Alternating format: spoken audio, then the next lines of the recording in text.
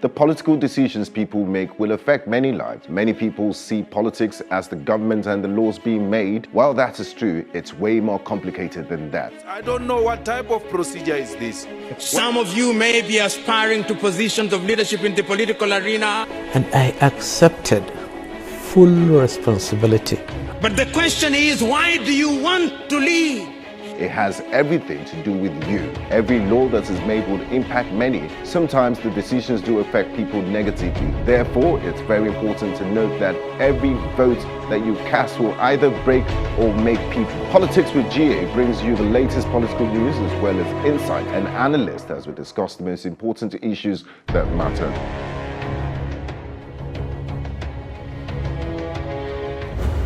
Our guest tonight is an accomplished singer, songwriter, journalist, and actress. She's a graduate of Wellesley College in Wellesley, Massachusetts, and the New School for Social Research in New York, where she obtained a BA in International Relations and Communications and a master's degree in Media Studies. She veered into politics when she contested the local government chairmanship for Idiato North in Imo State in 2002. Though unsuccessful in her bid, she has used various opportunities to serve her people. She is also a former Director General of the National Women's Center in Abuja.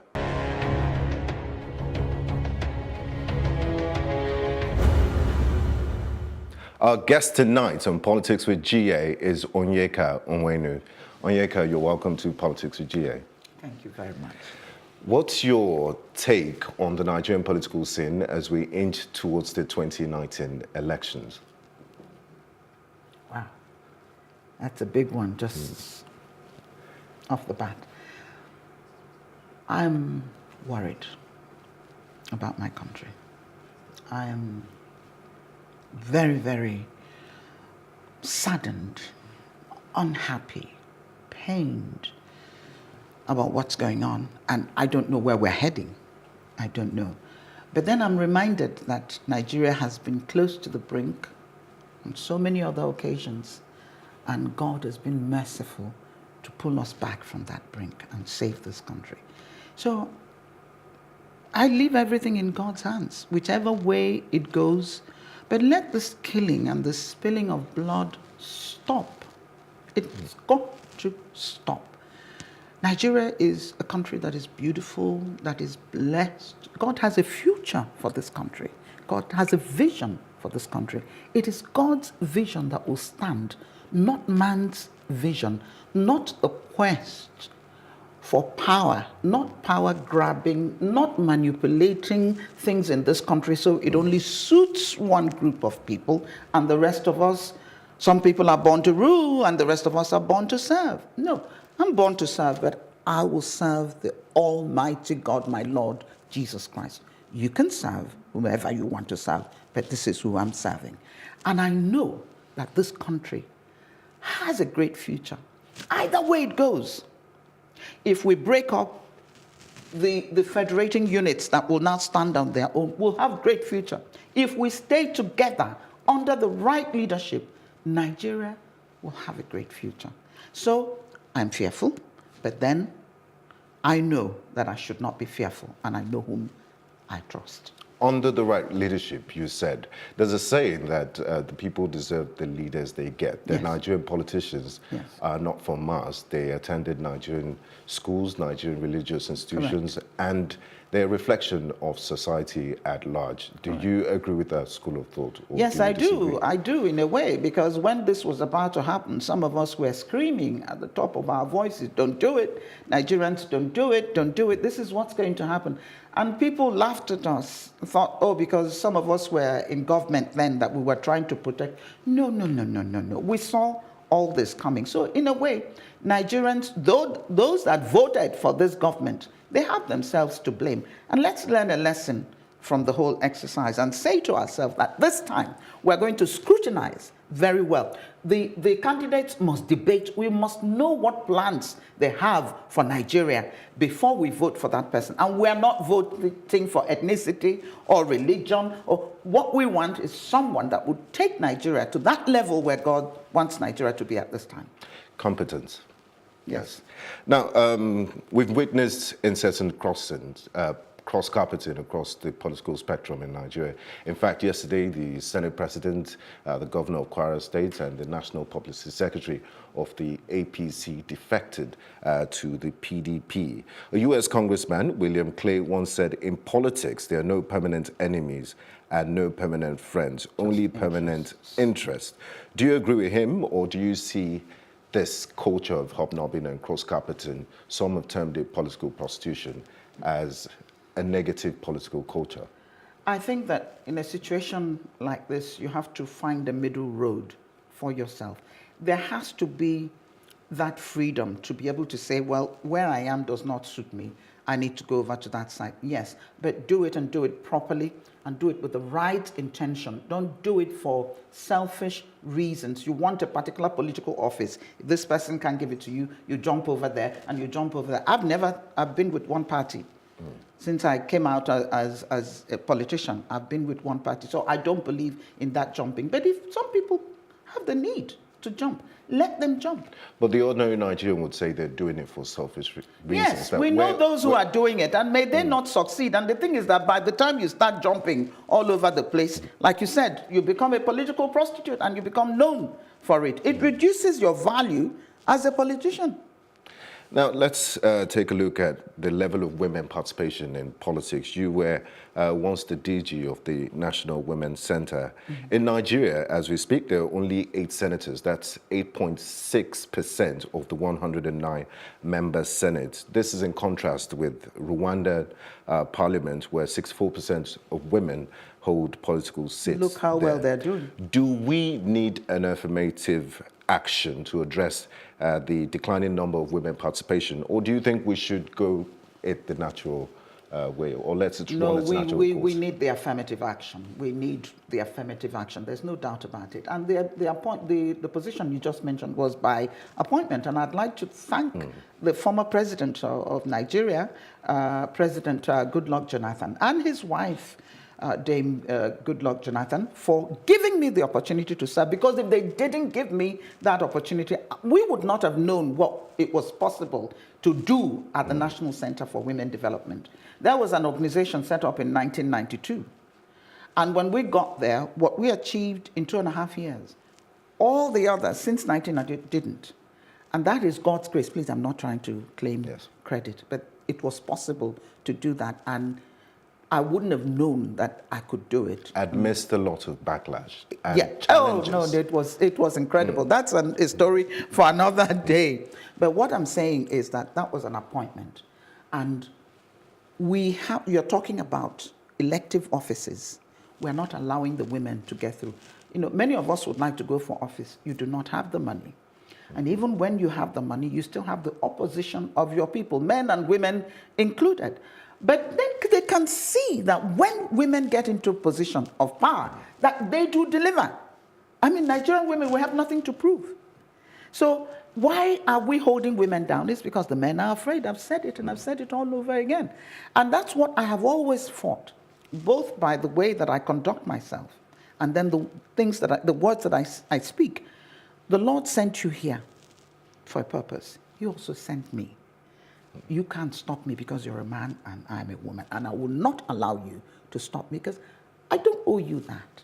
I do owe my God that when I go back in heaven, he said, what did you achieve? I'm not going to say to him, the men, the men did that and then... Or the men didn't allow me. No, who are they?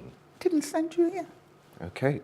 And you once had a foray into politics in 2002 when you contested the local government chairmanship of Idiato North in your home state, Imo State. Yes. You say you're still in it. I was going to ask you if you see yourself contesting for political office. No, the reason that I haven't contested is one thing.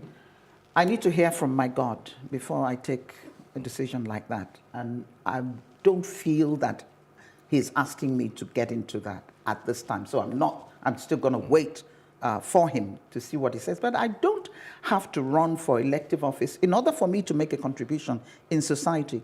Contribute to this society is what I've done wherever God placed me, whatever I was doing at any given time. That is the commitment of my life. So whether I run for office or I don't run, please take it from me that I will continue to serve the people of this country in whatever capacity. And like you've always been doing. Yes.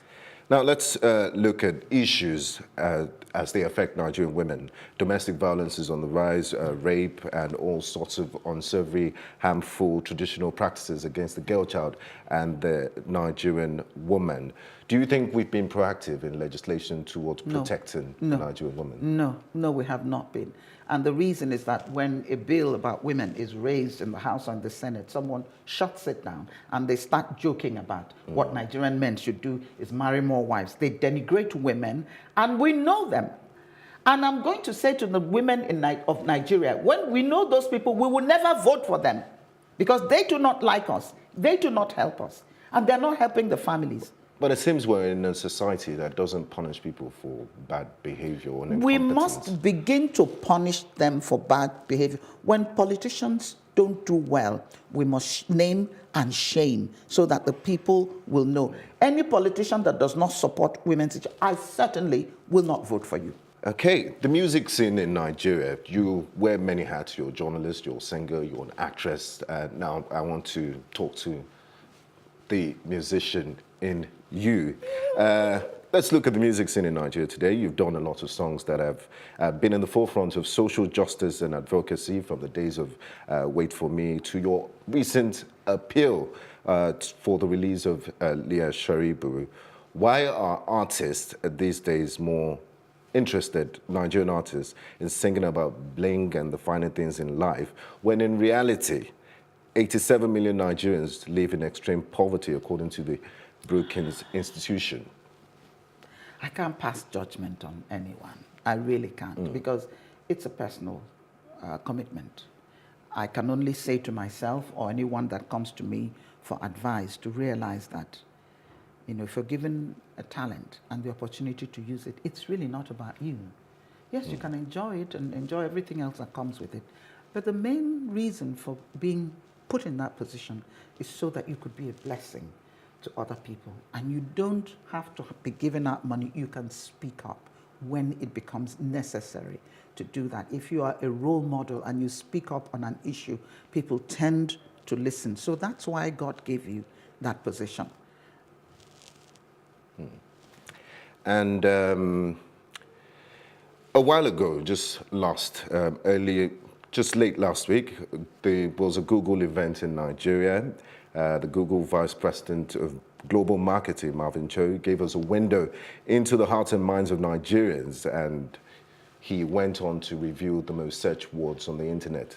He came up with things like shaku shaku, how to tie gele, how to cook banga, who's the richest musician in Nigeria. There was nothing quite inspiring or mind-stimulating. My question to you is, are you optimistic about the future of Nigeria? And what message do you have for those who have lost hope? Because I'm worried about our young people. I'm worried because I'm quite familiar with the challenges they have. I have two of them living with me, two young men who studied in the US and are back into the country, trying to make a way. Don't want to use their mother's name and say, oh, give me a job because I'm Onyeka Onwenu. You won't know. They won't tell you. They want to make it on their own. And I have a lot of admiration and respect for that. But I see the issues that young people have to deal with. The society has changed. The way my mother raised me to greet people, to be nice to people, to always do something for somebody else other than myself, to be polite, to be sociable. There are just some basic things. I think I was saying this somewhere, like people won't even give you a chance. Like an old lady like me, I'm coming, and you're a young person, and you almost knock me down, and you don't even feel like greeting me. When I say, a young man, how are you? Let me greet you, so that you will learn something from it. So our children, the society has changed. We also should take part of the blame. I take the blame if my children do something wrong. Because they're representatives. And so should their father. It's not just the mother. It's the mother and the father. Not when it is bad is the mother. When it is good is the father. No, that doesn't work. Now everybody has to make an input. So the young people, right now, you're watching me. It's not about you. It's about God. It's about service. It's about your family, your community, and your country. And by the way, don't do that gimme, gimme, gimme, what have you done for me lately? You can do for yourself. Nigeria is still blessed. Nigeria is still the land of opportunity. Believe me, the opportunities that are available in this country are immense, because where you have challenges, that's where the opportunity. Let's take about pollution, for example, plastic. It came to my mind because you mentioned Rwanda. I was in Rwanda about 4 or 5 years ago. You could not find a piece of paper or plastic on the street. Everything worked accordingly. Come to Nigeria. When there's a flood, that's when you see yourself. We are living on a sea of plastics. Young people, what are you doing about it? You know there's money Recycling. in recycling. Did you know that? Renewable energy. Absolutely. You know, we could go on and on. We could just do a whole program. I could run down ideas of things that you could make money from. But when you employ young people, drivers, they will look at you and you give instructions. Say, I have one of you at home. I say, oh, no, you don't. I pay your fees. I mean, I pay you a salary. You don't have one of me at home. No, it doesn't work that way. Lack of respect, lack of focus, always feeling, well, in a way, our president was kind of right when he said, excuse me, I don't want to. He said our young people were lazy. He should have said many of our young people, not all of them. But there is that element of laziness. You see someone has bought a car. You must have a car. You don't know how you can get the money so you go and steal, or you go into Yahoo or 419 or whatever it is they call it these days. That discipline has to come back. That commitment to do good has to come back. Finally, you're an alumnus of the famous Wellesley College. What is it about Wellesley College that produces leading celebrated women like yourself, Hillary Clinton, Diane Sawyer, Madeleine Albright, and others?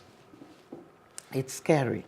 I was with a group of Wellesley women, and I said to them, I said, you know, when I look back at everything, I've achieved quite a few things in my life, but with regards to Wellesley, I just feel that I haven't done enough, because a Wellesley woman is supposed to, you know, change the world. Wherever you are, you're supposed to be president, you can be cleaner, but anywhere you are, you change the world.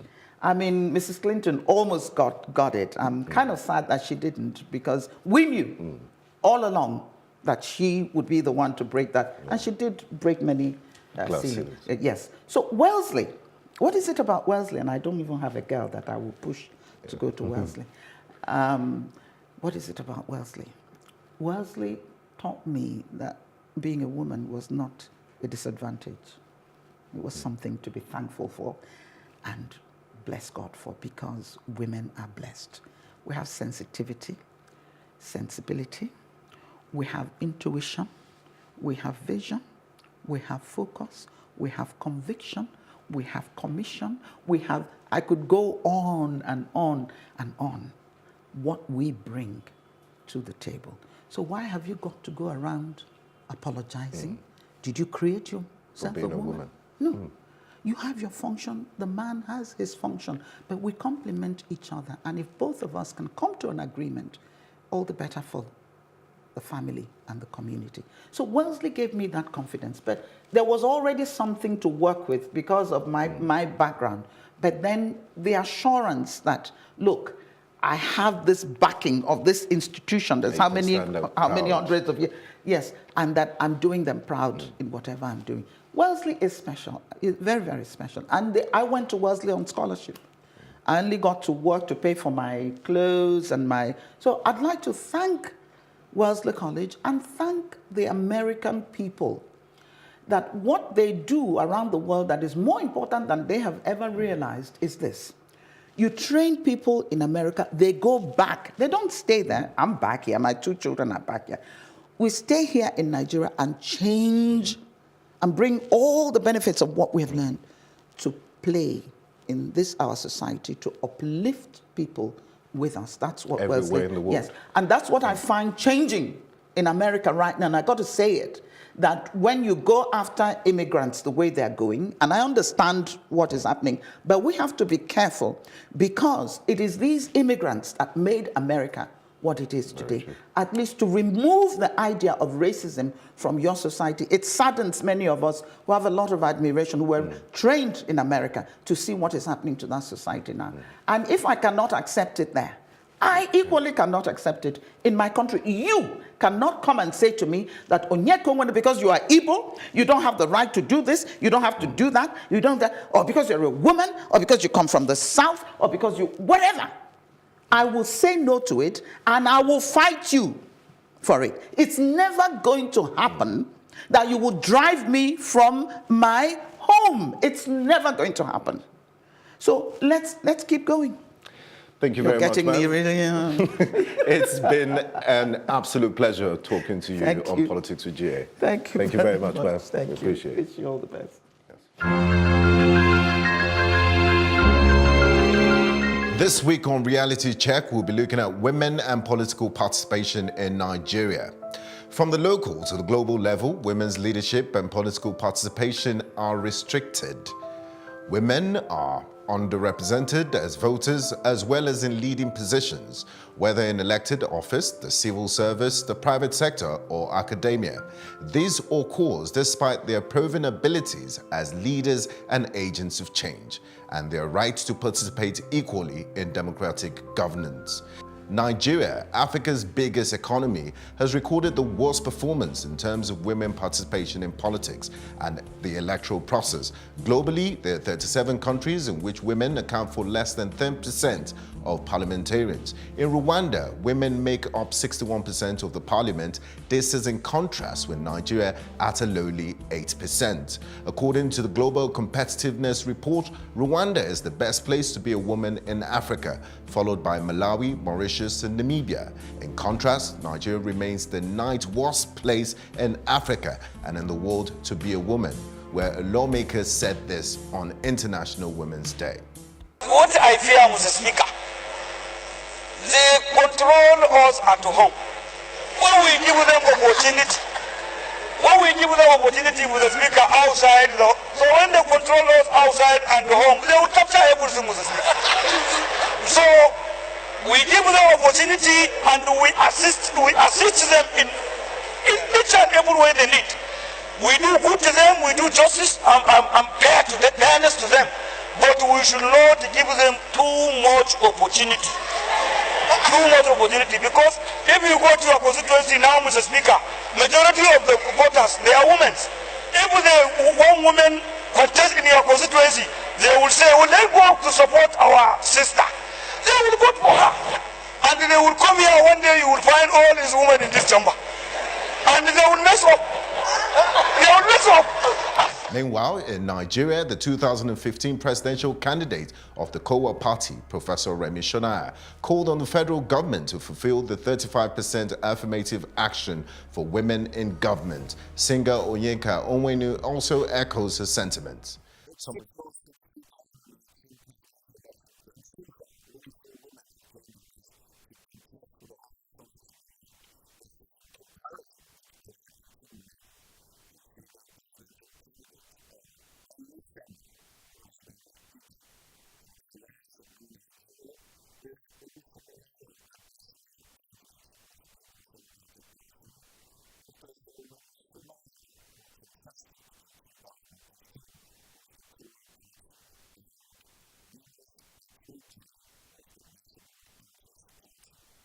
Some of you might be wondering, what are the reasons for the low participation of women in politics? These are some of the reasons: harmful cultural practices, violence, thuggery and intimidation, the nature of political party formation, the absence of willing and educated women, and the high cost of elections have all contributed to the inactive participation of women in Nigerian politics. To encourage the participation of women in politics, governments and political parties need to increase the level of awareness. Women participation does enrich our democracy and makes it more responsive to the aspirations of the people. See you next time on Politics with GA. The political decisions people make will affect many lives. Many people see politics as the government and the laws being made. While that is true, it's way more complicated than that. I don't know what type of procedure is this. Some of you may be aspiring to positions of leadership in the political arena. And I accepted full responsibility. But the question is, why do you want to lead?